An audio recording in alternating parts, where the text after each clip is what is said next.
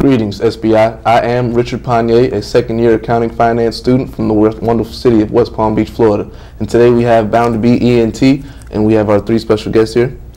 I am Hilrod Lumpkin, a fourth-year accounting major from Detroit, Michigan.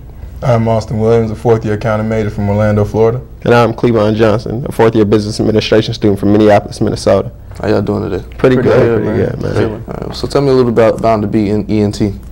Well, Bound to Be Ent is an entertainment company that we started our freshman year. I actually didn't join until my sophomore year. But we came up with the name because at first it was about to be bound to be famous, but then we didn't want to limit ourselves to just fame. We want everything, basically. So Bound to Be Ent is where we just left it. Basically, you could do bound to be ... if you wanted to. All right, I like that. Leave it up to them. Yeah, Bound to be exactly. anything you want to be, man. Okay, well, how wide is your clientele? We tend to go for pretty much anybody who loves good music. We like hip hop. Our music is not based just to hip hop. I make beats, so I like to use a lot of jazz samples and stuff like that. So really, we can have a range of anybody from a fan to be from an old person to a young person. You know, just anybody who likes to feel good about themselves, man, carry themselves positively. Okay, and how has SBI helped you out through starting up this company? Our manager handled that. Yeah, I would have to say SBI was more of the structure as far as us starting our company. Like, we all had opportunities to go out and experience the world as far as opportunities in different businesses, but at the same time we felt that that pretty much our talents are very unique, and when we comprise our talents together, that it's a better product than us going out there and being in the real world as far as that. And that, I also feel like Bound to Be Ent has been helped a lot just because as SBI students, we know there's more to starting a business than just saying, hey, I want to have a business. You know, a lot of people say that they want to start a company and things like that. I have a lot of friends back in Orlando that every time I go home, they're telling me they're going to start doing something, but they don't know how to do it. They don't know where to start. They don't know that they're going to need funding to start their business and things of that nature. So that's where SBI came in also. Have you guys found a lot of support as being an SBI from students and faculty? Yeah. I'd say our biggest fan base would be SBI students, just because we're here and this is the easiest way for us to network, you know. Mm-hmm. But yeah, I guess, yeah, SBI definitely helped us out a lot. Okay. Well, what's one of your biggest accomplishments since you guys started? I'd say our biggest accomplishment would be this summer. We got a chance to go to Cleveland to do a show. We were scheduled to do a show with Busy Bone. The show didn't fully go through the way we planned it to, but we still got to, experience a road trip, do a little concert. It was cool, it was laid back, it was fun and all that. So I say, yeah. So yeah, tell me a little more about that. You worked with Busy Bone. Did y'all get to sing? Did he show? No, he's a no-show. No show. Busy Bone. What? If you don't know a lot about Busy Bone, after Bone Thugs and Harmony broke up, Busy Bone's been having a rough time. Yeah. He missed his flight, all kinds of stuff. So if we miss something, we always say we go busy on it. You know what I'm saying?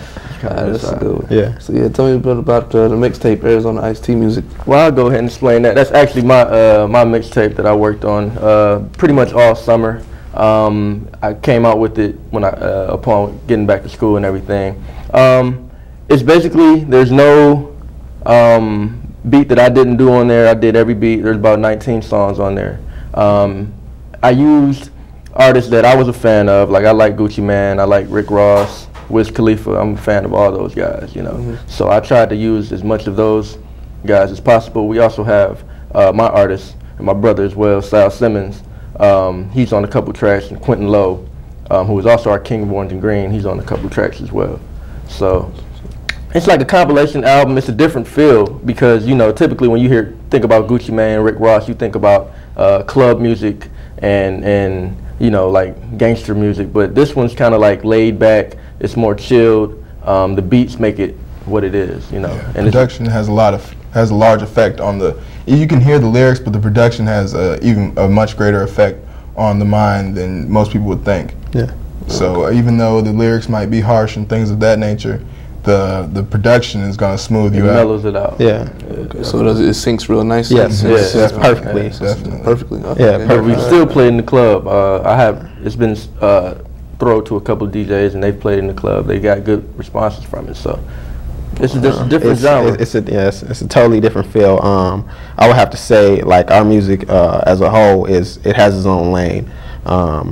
Like most people, like Travis Porter, things like they have their own, you know what I'm saying, type of music, and it's all like upbeat, hype, and things of that sort. But with feel good music and also Arizona Iced Tea music, it's a totally different feel. You know what I'm saying? Sometimes you might get hype about certain songs, but then also it's just something that you can really sit back and relax to and really listen to the whole thing through. So it's definitely a quality product. It's a whole album, man. It's not just a couple songs. And it's not just the album. It's also a marketing tool.